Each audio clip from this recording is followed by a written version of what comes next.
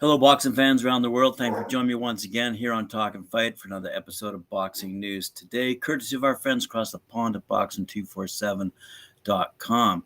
Let's start off with a bit of news out of Central America, Costa Rica to be specific, where a young lady by the name of Yoka Valle kept her promise to the Costa Rican fans and won a decisive victory. Let's read the story here. Keeping her promise to the people of Costa Rica that both the IBF and WBO minimum weight female world titles were there to stay in the country.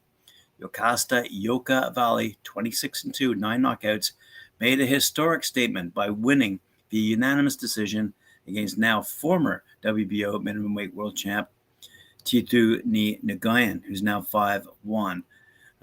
With one knockout, fighting out of Ho Chi Minh City in Vietnam in a 10-round World Championship match. Said the new world champion, Yokasta Valle, the belts stayed here. I'm after the next belt, whichever comes first. It's a dream. I want to unify all the titles one day, and we are one step closer. I knew it was going to be a hard fight. Nguyen was a really tough fighter in there and could withstand a lot of my combinations. There were hard moments in the ring, but I knew I would get the victory because I trained hard and had an incredible corner. In the co-main event, somebody else I wanted to mention, featured tremendous female boxing talent, Adelaida La Cobra Ruiz, who's now 12-0. That's undefeated, 6 knockouts, fighting out of Linwood, California. She captured the WBC interim super flyweight title for Mexico City's Sonia Osorio, who's now 15-7-3, in a rematch that went the distance. The 10-round fight had Ruiz in control for much of the match, the combat by rocking Osorio in the opening round. I feel ecstatic. I'm speechless, said Ruiz. I always read these silly quotes about how small steps, always a small step closer to your dreams. And here I am living it. Nothing comes easy. I worked my tail off. I am living my dream. So there you go. Also on that card, Jose Superman Garcia, 15 knockouts, fighting out of Mexico City, made a statement with a second round. Israel Lopez, fighting out of Tipitapa, Nicaragua, in a scheduled 10-rounder. That's in the super lightweight division, by the way. Said Jose Garcia, I feel very happy to have secured this belt. It's a step close to my dream. Isn't that ironic? I have been working very hard, and I've been very disciplined since I was a teenager to achieve this. The Bronx, New York's Ofacio Falcon Jr., now 8-0, won by split decision against Hereducio, Costa Rica's Jose Perez, now 10-6, in a 6-round super featherweight bout. In a scheduled 4-rounder in the welterweight division, Costa Rica's Lorenzo Gara stopped Kyle the Cobra Irwin, who fights out of Oceanside, California, in the second round via technical knockout. The fight was called off due to Irwin sustaining a cut above his right eye. And kickstarting the night with war, Costa Rica's Kelly Fonseca, 4-5, 2 knockouts, secured a split decision win over Mexico's Jose Alvarado, 9-1, in a 6-round super lightweight matchup, where Alvarado was deducted a point in the third round for headbutting. That's promoted by Golden Boy out of California. Good stuff. And congratulations to Ms. Valle. Great fight for her. Let's move along to another great fight. This one taking place in Plant City, Florida, where we saw undefeated Brandon Bulletproof Glanton win the WBO Global Junior Heavyweight Cruiserweight 200-pound limit, overwhelming Mario El Russo Aguilar in a Pro Box TV main event, and that was held on Friday, September 9th. Aguilar was dropped by a massive body shot and was unable to recover or beat the referee's count.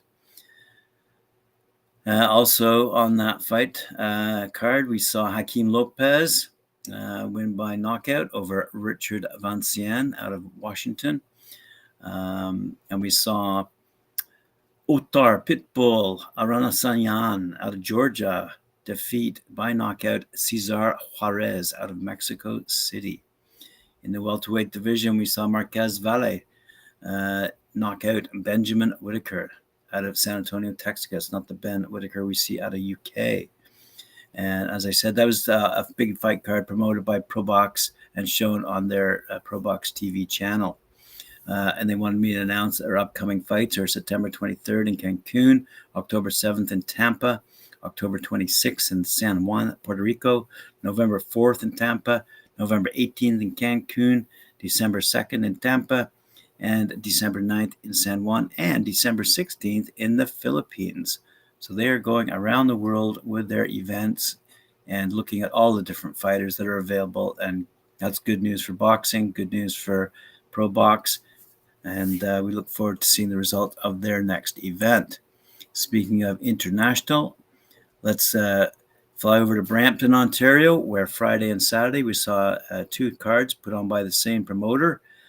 Tyler Buxton and his crew at United Promotions put on a couple of great shows on the DAZN network, by the way. In the main event, Josh the Boss Wagner, 13-0, fighting out of Orangeville, Ontario, stopped Jorge Soldado Perez Sanchez out of Mexico City at 2 minutes, 7 seconds of the 9th round of their scheduled 10-rounder, and therefore winning the vacant IBA Intercontinental Welterweight title. So that's good news for young Josh Wagner. Good stuff. Elsewhere, we saw Canadian super light champ, Marvelous Mark Smither, 9990, out of Barrie, Ontario, defeat Andy Alkanich out of Santa Cruz. Wow, that's over 10 rounds. Good stuff for him. Super welter southpaw, Joshua Hellraiser Fraser, Josh Fraser, out of Brampton. He's now 6-0. Stopped southpaw Esteban Valiba, now 13-27-3, fighting out of Juarez, Mexico, after 2 rounds in a scheduled 6-rounder. So good stuff for Josh Fraser. Elsewhere, we saw super welterweight Tad Bunsta, 3-1, fighting out of Oshawa, Ontario, who drew in his fight with Daniel Roche out of Toronto, Ontario. Good stuff. 5-time Canadian amateur champ Melinda Wood is now 1-0. She fights out of Pefferlaw, Toronto, defeated Silvia La Leona Barraza out of Juarez, Mexico. So good stuff. In the first 2 rounds, by the way, Wood outlanded Barraza with overhand rights to the chin. Then third and fourth rounds, Wood went to the body with rights and had Barraza in trouble during the entire last minute. And the referee was David Dunbar, and scores were all 40-36. Good stuff for the young lady Melinda Wood. Hope to hear more from her. Middleweight, Mehdi Abidi, 1-0 now, out of India. Stopped Scott McDonald, now 0-1, out of Ajax, Ontario. Of this, 1 knockdown in their scheduled 4-rounder. So that's good news out of Brampton, Ontario. Good news for Canadian fighting. And a good more fighting on DAZN via United Boxing Promotions. Elsewhere, let's move across to a different province in Canada that also is holding a fight on the weekend, a big fight take place in Montreal. As a matter of fact, this particular fight was featured on our Knockout of the Week, where unbeaten WBC number 3 ranked super middleweight Christian Mbilli, now 22-0 with 20 knockouts, destroyed DeAndre Ware on Friday night at the Montreal Casino in Montreal, Quebec, Canada. Mbilli dropped Ware in round number 1 and floored him twice more in round 2 to end it. Elsewhere on the card, interesting fight here. If you put that in air quotes, please. Heavyweight Simon Keane, 22-1 with 21 knockouts, won a bizarre first-round technical knockout against Nufel Ota. At the sound of the bell, Ota immediately took a knee without being hit, and the bout was waved off. And that effortless W for Keane. Ota, who traveled from France to Canada for this fight, will obviously have his purse withheld, says the story. But most importantly, still on the rise in her pro career, fantastic stuff, unbeaten female super welterweight Mary Spencer, the former Canadian Olympian, is now 7-0 with 5 knockouts. She smashed Cynthia Lozano in 63 seconds. if it's possible to call a 37-year-old a hot prospect, then Spencer is that exactly. She made her pro debut just last year and appears to be all that and more with a 7-0 record at her age, doing fantastic for Canada and Canadian boxing again, as I mentioned earlier. All right, let's have our last story of the day coming out of Las Vegas. We see that Roberto Duran has confirmed his appearance for the 6th annual Box Fan Expo taking place on September 17th.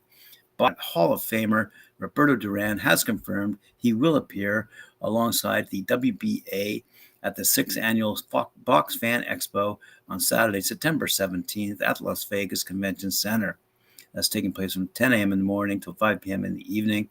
The expo will also coincide with the mega trilogy fight between Canelo Alvarez and Triple G, that's Gennady Golovkin.